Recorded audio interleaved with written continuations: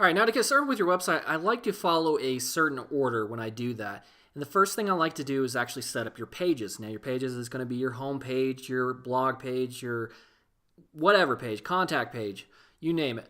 And so to do that, go to pages and go add new. We'll name our home page, we'll just call it home. I'm being pretty generic. So all I want you to do at this point is just create the page and then hit publish. And you don't have to have all of the pages done all from the beginning, but I like to do at least the ones that I know for sure I'm going to have. And so I'm going to go ahead and go back here to pages, add new. And I'm going to create my blog page. Again, the blog page would be any page that you think that you're going to post up new content to. It doesn't have to be called blog, but I'll go ahead and call it that and hit publish.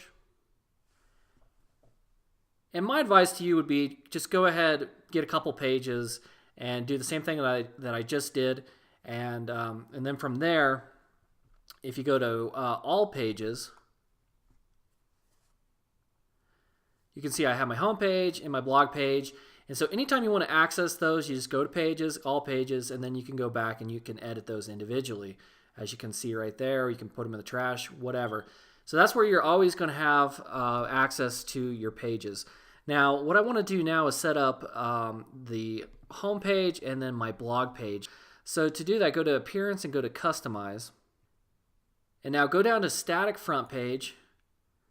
And so what I'm going to do is I'm going to have my homepage be a static page. That means that unless I make changes to it, it's always the same. So when people visit my website, they come to that page. That's considered your static page. So I'm going to set up this page like that. The front page will be my home.